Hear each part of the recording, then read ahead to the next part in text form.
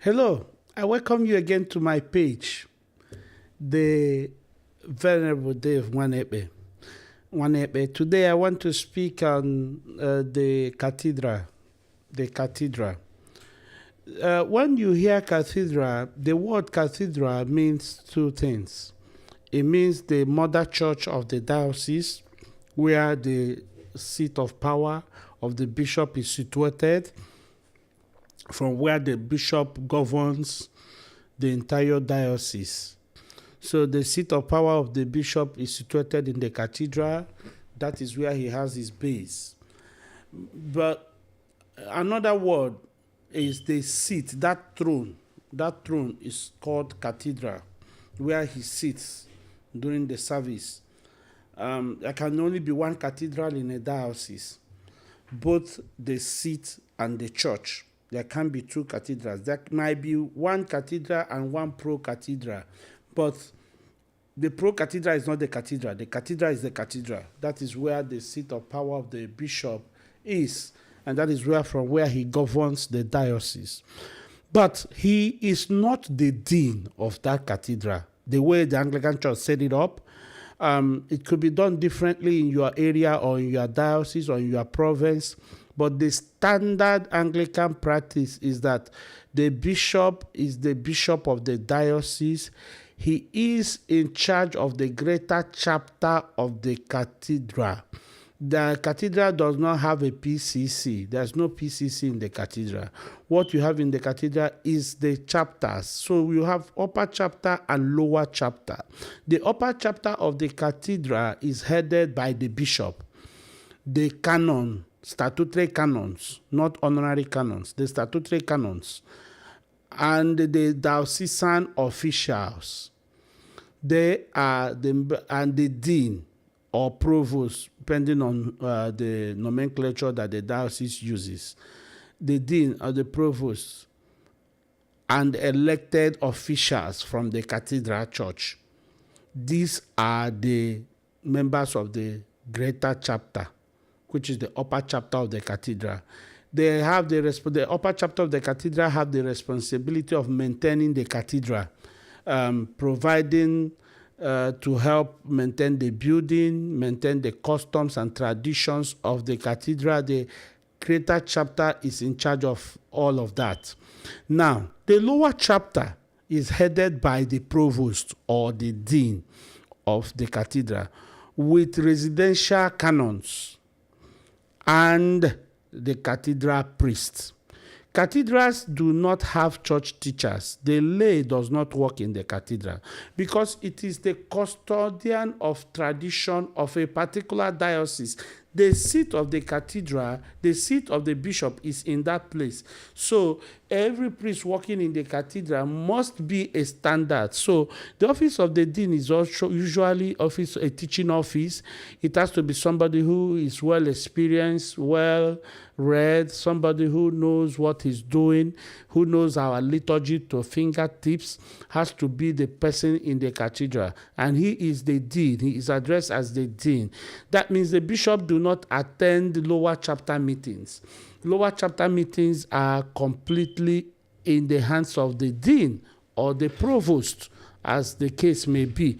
So he takes care of the lower chapter of the cathedral, while the diocesan bishop is in charge of the greater chapter. So now the bishop has three statutory services in the cathedral every year. 3 statutory services.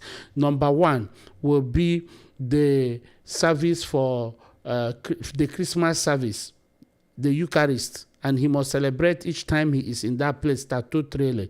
The bishop is in his cathedral every Christmas day. Every bishop must worship in his cathedral. Every bishop must worship in his cathedral on Easter Sunday. Every bishop statutorily it's a must, worship in his cathedral Easter Sunday. So the bishop must be in his cathedral Easter Sunday. The bishop must be in his cathedral at the Advent Sunday. Advent Sunday is a statutory service for the bishop to be in his cathedral. So every other Sunday he may choose not to be there, but these 3 Sundays are statutorily his right to be in the cathedral. And now, despite that, if he's coming to the cathedral any other time, he has to communicate to the dean or the provost of the cathedral, who will then look at the schedule of the cathedral and tell him whether it is convenient for the cathedral to host him.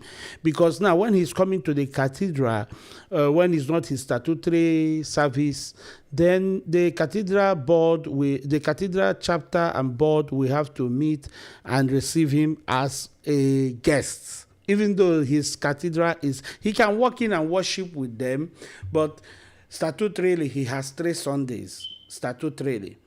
Then the bishop, when the bishop is not the dean of the cathedral, when they say bishop and dean, he is, that word to me, I have argued it. There are school of thoughts that say it's okay, but I think it's a Nigerian thing.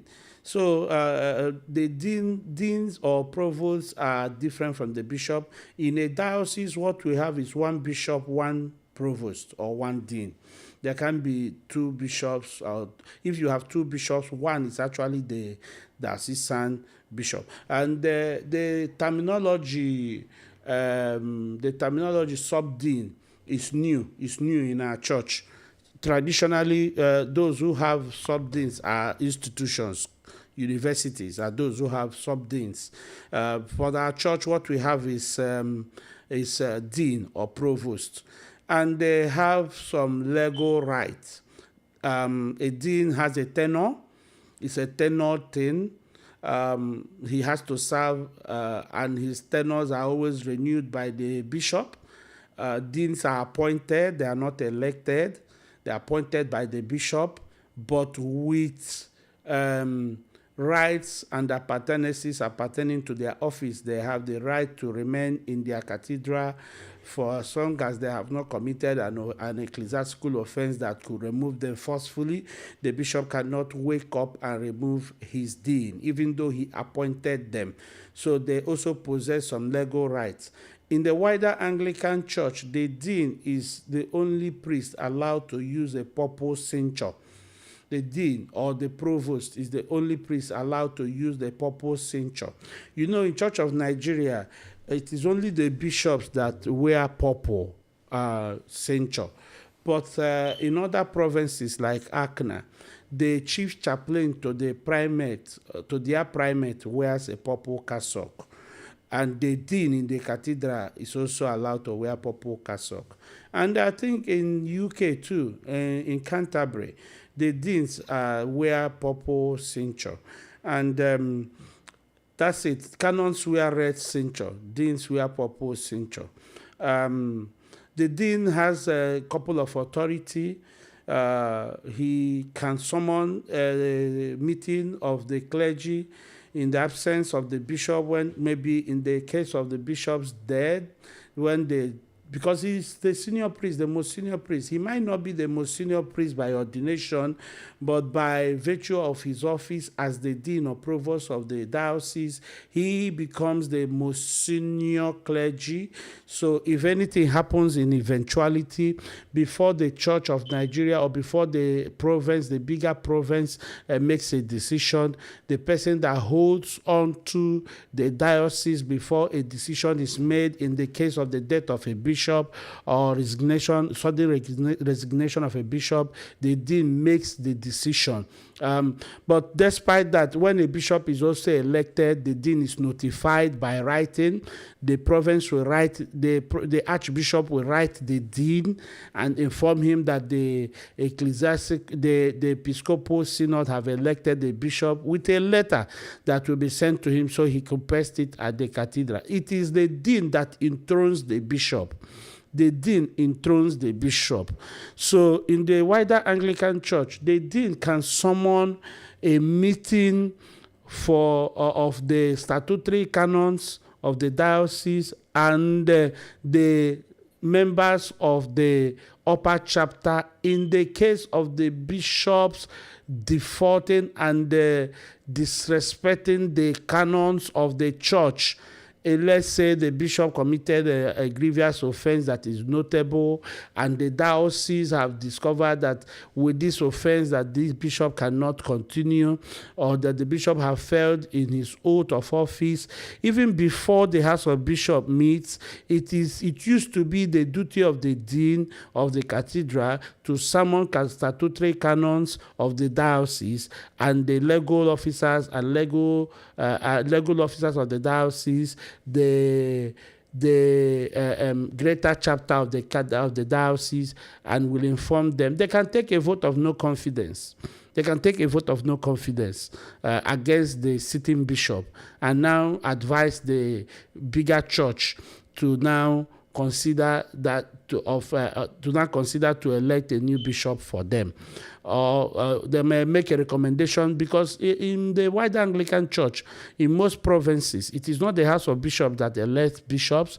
Bishops are elected in their provinces, in their dioceses. The diocesan synod elects a bishop and now sends recommendation to the House of Bishop, and the Episcopal Synod will confirm their election. But it's different with Church of Nigeria. Church of Nigeria, the House of Bishop will elect a bishop and also confirm a bishop.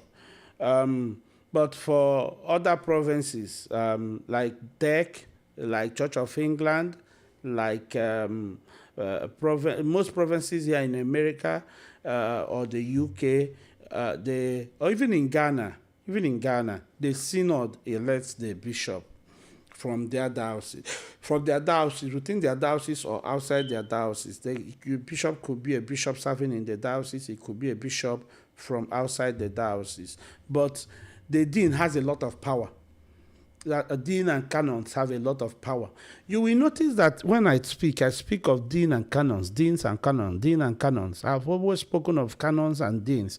That is because these two offices are the most powerful offices in the Church of Nigeria, in the Anglican Communion, not Church of Nigeria. In the Anglican Communion, the most respected offices is canon and dean. Because no archdeacon is a member of the greater chapter. Archdeacons are administrative. They are administrative offices. They have tenure. Every archdeacon should have a tenure.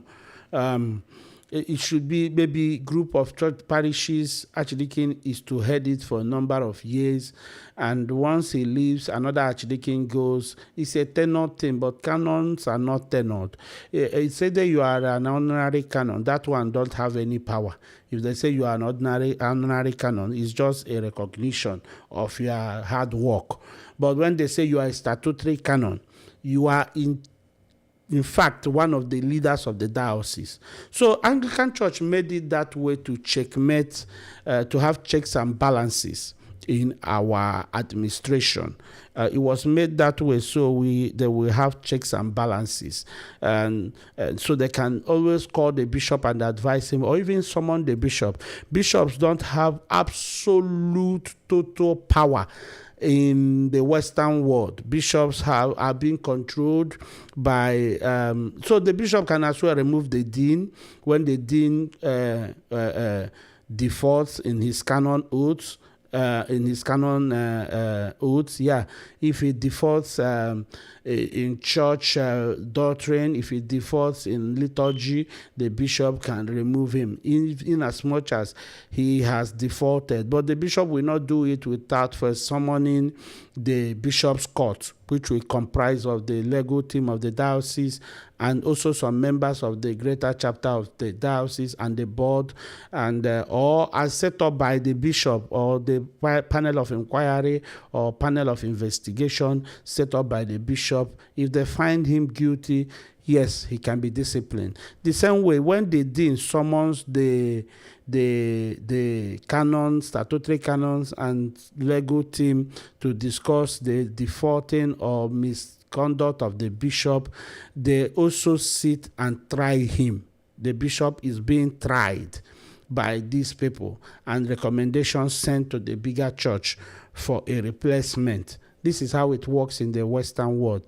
But in Nigeria, it might be different. I know it's different. But this is just for our education. So we know that the way it functions. Let's learn how it functions in our own environment and how it functions in other environments as Anglicans. And as an Anglican priest, so you don't think that the same thing you do in Nigeria is what is being practiced abroad. No. And this is it. Thank you, and God bless you.